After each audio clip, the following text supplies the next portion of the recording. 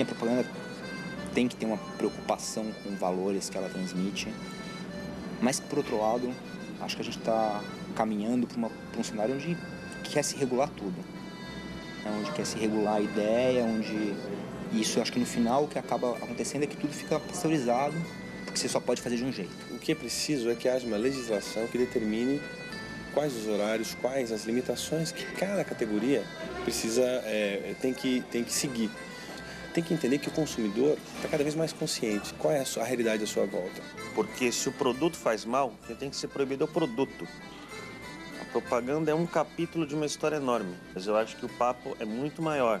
Então a gente não pode também achar que a propaganda é o grande mal que assola a humanidade. A gente tem que entender que a propaganda é uma das coisas que tem à disposição das pessoas. As pessoas estão cada vez com mais discernimento. Muito difícil demarcar essa fronteira ou não? Eu acho que nesse momento é mais difícil do que era antigamente, né? Porque hoje é uma discussão, a sociedade está mais consciente, conforme falaram o pessoal lá de São Paulo, as demandas dos consumidores são outras, né? Hoje existe uma legislação, inclusive, bastante rígida, né? O próprio Código de Defesa do Consumidor, ele determina algumas coisas, alguns preceitos que a propaganda tem que cumprir. Então, hoje está um pouco mais difícil de encontrar esse limite. Mas eu acho que essa gente está sendo muito feliz em encontrar isso.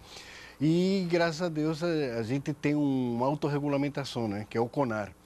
Que o CONAR funciona. Ele não funcionou durante muito tempo, né? Mas ultimamente ele tem mostrado assim, está praticamente se adiantando a essas demandas dos consumidores e já está tomando as providências assim num tempo adequado e dando uma satisfação à sociedade, né? Acho que isso está acontecendo hoje em dia. Que se considerar no Brasil também, além da questão da ética, é a questão cultural. Enquanto nos Estados Unidos é perfeitamente aceito você se referir a seu concorrente, nomeá-lo e, de certa forma, dizer quais são os seus pontos, os seus diferenciais, né? O que você tem que o seu concorrente não tem, de certa forma até, não menosprezando, mas dizendo, olha, eu sou muito melhor do que ele e isso não resta dúvida. O brasileiro vê isso de forma diferente do americano. O americano é altamente competitivo, ele é individualista e ele vê isso de uma forma muito natural, muito dia a dia dele. Entendeu? Então não é só a ética, é como o público vai receber isso. Então o publicitário tem que entender, sim, que existe um código de ética, que deve haver um convívio respeitoso, mas ele tem que entender muito qual é a reação desse público, como ele vai perceber isso e como ele vai interiorizar e memorizar isso aí. Um dos depoimentos disse que o produto é que deve ser punido, que a propaganda é só um capítulo daquele produto. Eu discordo totalmente. Eu acho que a gente está junto. Quando a gente assume o cliente, que a gente vai criar para ele, a gente não só faz uma peça e bota na televisão, não. A gente faz o planejamento de comunicação dele do ano inteiro. A gente participa, a gente quer saber quanto ele faturou, a gente quer saber quanto ele ganhou com aquela campanha, quanto ele perdeu com aquela campanha. Então, a gente não pode dizer que a propaganda é um capítulo. A propaganda faz parte da essência do produto que ela está veiculando. Então, é importante ter cuidado? Tem que ter muito cuidado. E não separe o produto, você faz parte do produto. Nós, a propaganda, faz parte de todo produto que a gente assume a responsabilidade de comunicar. Beleza, Faustão. E agora chegou o momento do 2030 discutindo o futuro. Eu quero chamar os olhos da Bahia para essa reflexão de um dos mestres maiores do pensamento brasileiro, Muniz Sodré e o futuro da comunicação. Olho na tela, Bahia.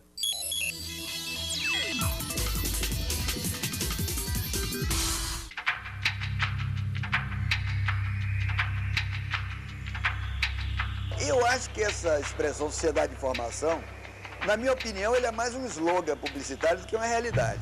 O que acontece hoje é o seguinte, que a informação se acelerou, o conhecimento se acelerou. Então, o que nós estamos chamando de sociedade de informação ou sociedade de conhecimento é a informação e o conhecimento potencializados e acelerados pela tecnologia eletrônica. Mais do que nunca a escola é necessária. Mais do que nunca a formação é necessária, que a informação em si mesma pode ser metastática. Ela cresce demais, nós não sabemos fazer com ela. A primeira consequência é a perda da memória. A maior parte dessa informação da internet, da televisão, é lixo reciclado. Eu chamo lixo reciclado. Criança não faz nada com isso. Ela fica só com a motilidade, com a atividade motora maior. Ela é mais capaz de mexer no computador do que eu. Isso aí não tem dúvida. Mas isso não torna ela mais sábia. nem dono de maior conhecimento ou não. O conhecimento que faz progredir o trabalho, a descoberta científica, a consciência, é o conhecimento reflexivo.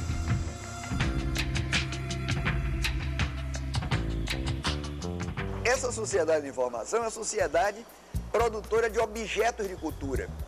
Aí você diz, ó, o celular, está aqui um objeto de cultura, o computador, um objeto de cultura, o aparelho que mede a pressão, um objeto de cultura, os objetos técnicos são objeto de cultura. Mas o que é objeto de cultura sem sujeito de cultura? Eu diria, a grande questão é saber como é que você vai unir formação com informação. Como é que você vai unir educação com informação? Como é que todo esse sistema informativo, internet, televisão, essas tecnologias informacionais hoje estão convergindo todas para o celular. Como é que tudo isso pode fazer sentido social? Como é que tudo isso pode se prestar para algum empenho, para alguma força educativa? Eu diria que a primeira consequência é a reforma da escola. Os alunos encerrados em salas, com um professor que supostamente sabe tudo e falando como pregador religioso, esperando que você repita as palavras dele. Esse modelo, que ainda é o modelo escolar, acabou. Porque esse modelo está em crise. E está em crise, eu diria, por efeito dos meios de comunicação. O impacto dos meios de comunicação, que funcionam com outra forma ideológica, que é a forma do convencimento, a forma da sedução, e não a forma da disciplina, abalaram a estrutura clássica da escola. Então, para mim, o grande desafio é como é que essa sociedade, como um todo, se torna educativa através dos meios de comunicação, ampliando a escola. A escola é extramuros. O celular é um objeto nômade. Em qualquer lugar você está em casa com ele. O computador é objeto nômade. A escola tem que se tornar nômade. Então, essa expansão da escola, da atividade formativa, no sentido do espaço e no sentido do tempo, eu acho que é essa projeção que nós podemos fazer para a função social dos meios de comunicação.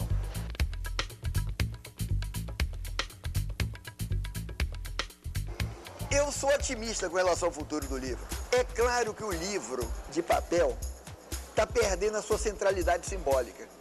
Há outras maneiras de ler. Os meninos leem hoje na internet ao mesmo tempo que escrevem. Leem na MTV, leiam videoclipe, leiam cartaz, entendem imagens de filmes que às vezes o mais velho não entende. O livro é um tipo de leitura. Eu acho que ele permanece como aquele tipo. E permanece também para conservar a informação. Porque um livro pode durar 1000 anos com conservação. A informação digital, nós não temos nenhuma certeza com relação à conserva dela, com relação à guarda dela. Pode ser que dure 1 milhão de anos, pode ser que dure 1 ano só. É preciso deixar de ser reacionários e entender que o jovem está lendo de maneiras diferentes. Se a língua está perdendo um pouco por causa disso, os estão escrevendo cada vez pior, de maneira cada vez pior, a língua está perdendo, é preciso remediar isso. Mas o jovem lê, sim, só que não lê em livro. Xangô, do Axé Poafonjá, esse baiano do mundo. E aí, vamos ter um dia uma convergência entre essa escola pedida por Muniz Sodré e o que vocês fazem?